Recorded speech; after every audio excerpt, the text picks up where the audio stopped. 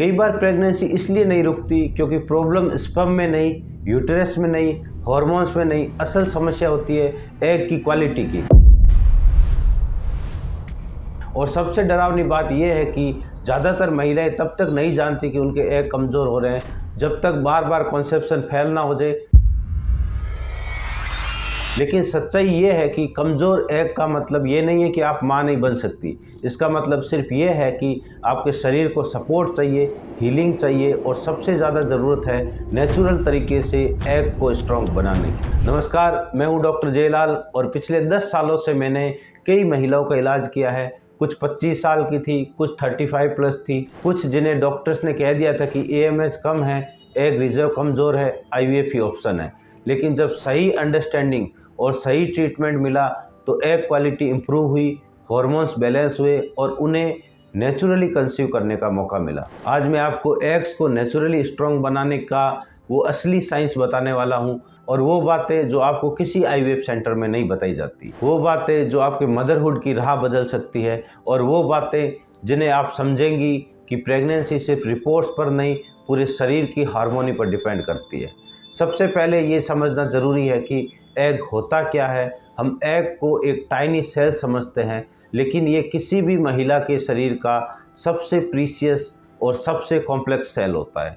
इसी सेल के अंदर आपके फ्यूचर बेबी का आधा जेनेटिक मटेरियल होता है। अगर ये सेल कमज़ोर है तो प्रेगनेंसी रुकती नहीं, इम्प्लांटेशन फेल हो जाता है, एम्ब्रियो क्वालिटी पुअर हो जाती है और कई बार रिपीटेड मिसकैरेज तक हो सकता है। मैंने बहुत सी महिलाओं को देखा है जिनकी सारी रिपोर्ट्स नॉर्मल थी, यूटेरस ठीक, ट्यूब्स ओपन, हार्मोन्स ठीक, लेकिन एग क्वालिटी लो और वही साइलेंटली उनकी फर्टिलिटी को प्रभावित कर रही थी। अब सवाल आता है, एग कमज़ोर क्यों होता है? क्या ये उम्र की वजह से होता है, या स्ट्रेस की वजह से, या डाइट की वजह से, या जेनेटिक वजह से? सच ये है कि एग क्वालिटी सिर्फ एक कारण से नहीं गिरती, ये एक पूरी लाइफस्टाइल, हार्मोनल और इमोशनल चेन रिएक्शन का परिणाम होती है। एग की क्वालिटी को खराब करने वाले सबसे बड़े कल्प्रिट्स है oxidative stress, hormonal imbalance, chronic inflammation, liver dysfunction, thyroid issues, insulin resistance, PCOD और हिडन इमोशनल स्ट्रेस। और हाँ, इमोशंस कोई छोटी चीज़ नहीं होती है। आपका दिमाग अगर परेशान है तो बॉडी सेफ मोड में है तो आपका रिप्रोडक्टिव सिस्टम उसे लास्ट प्रायोरिटी पर रख देता है। यही वजह है कि स्ट्रेस एग की एनर्जी को सबसे ज़्यादा डैमेज करता है। अब बात करते हैं हीलिंग की, उस रीबिल्डिंग की जिसमें एग क्वालिटी नेचुरली इम्प्रूव होती है।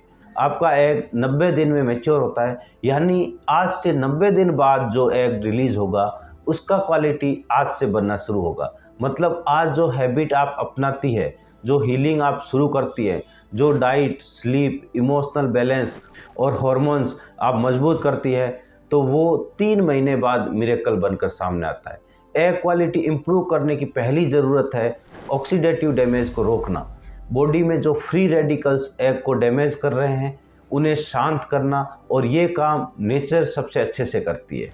दूसरी चीज़ है हार्मोनल सिंक्रोनाइजेशन। एक एग तब स्ट्रॉन्ग बनता है जब FSH, LH, oestrogen, progesterone all in rhythm में हो। अगर ये रिदम डिस्टर्ब है, एग प्रीमेच्योरली डेवलप होगा, कमज़ोर बनेगा या ओवर स्टिमुलेट होगा।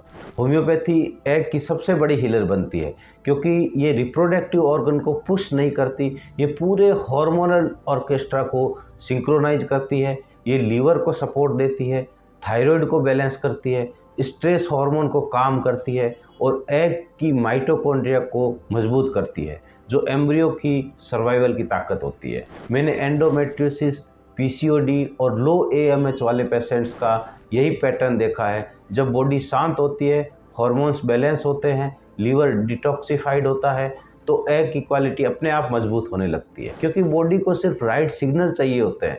होम्योपैथी मेडिसिन जैसे सीपिया, पल्सटिला, नेट्रेम्यूर, लेकेसिस, कैलकेरिया कार्ब और लाइकोपोडियम बॉडी को रीसेट करती है, इमोशनली ग्राउंडेड बनाती है, हार्मोनल एक्सिस को रिस्टोर करती है, स्ट्रेस लूप को बंद करती है, इन्फ्लामेशन को घटाती है और एग की ग्रोथ साइकिल को स्टेबलाइज करती है।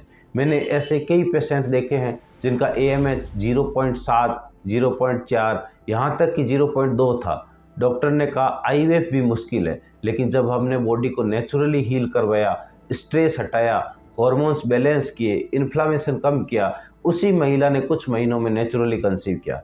क्योंकि रिपोर्ट्स एस्टिमेट होती है, नेचर डिसाइड करती है। एग सिर्फ एक सेल नहीं, ये आपकी पूरी लाइफस्टाइल, इमोशंस, हार्मोन्स और मेटाबॉलिज्म का रिफ्लेक्शन है। जब आप हीलिंग चुनती है, एग भी हीलिंग चुनता है।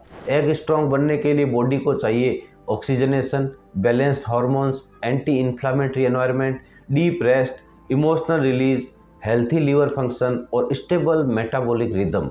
और ये सब किसी इंजेक्शन से नहीं आता है, ये आता है सही गाइडेंस से, सही ट्रीटमेंट से और सही अंडरस्टैंडिंग से। डॉक्टर जयलाल होम्योपैथी क्लिनिक में एग क्वालिटी इंप्रूवमेंट सिर्फ एक ट्रीटमेंट नहीं, ये एक जर्नी है। और हम सिर्फ मेडिकली नहीं, इमोशनली और होलिस्टिकली अंडरस्टैंड करते हैं। क्योंकि एग कमज़ोर होता है लेकिन दोष लड़की को लगता है, और ये अन्याय है। आपकी शक्ति किसी रिपोर्ट से नहीं, आपकी हीलिंग से डिफाइन होती है। अगर आप अभी ये सुन रही हैं तो एक बात दिल से याद रखिए, आपका एग मजबूत बन सकता है, आपकी फर्टिलिटी रिवाइव हो सकती है और आप माँ बन सकती है। अगर आप चाहें तो इस जर्नी में मैं आपके साथ चलूँगा। आप अपनी रिपोर्ट्स और सिम्टम्स व्हाट्सअप कर सकती हैं। हम आपको पर्सनलाइज हीलिंग देंगे जो एग को नेचुरली स्ट्रॉन्ग बनाएगी और प्रेगनेंसी को पॉसिबल बनाएगी। और अगर इस वीडियो ने आपको नॉलेज, क्लियरिटी और उम्मीद दी है तो इसे लाइक करें। आपका एक लाइक किसी और महिला की ज़िंदगी बदल सकता है। कमेंट में लिखिए कि आप एग क्वालिटी इश्यू से गुजर रही हैं, मैं पर्सनली जवाब दूंगा। और सब्सक्राइब ज़रूर कीजिए, क्योंकि इस चैनल पर मैं सिर्फ ट्रीटमेंट नहीं, वो अंडरस्टैंडिंग देता हूँ जो प्रेगनेंसी की राह को रोशन करती है। एग कमज़ोर नहीं, बस थका होता है, और थकान का इलाज इंजेक्शन नहीं, हीलिंग है। हीलिंग शुरू होती है ज्ञान से, समझ से और सही दिशा से।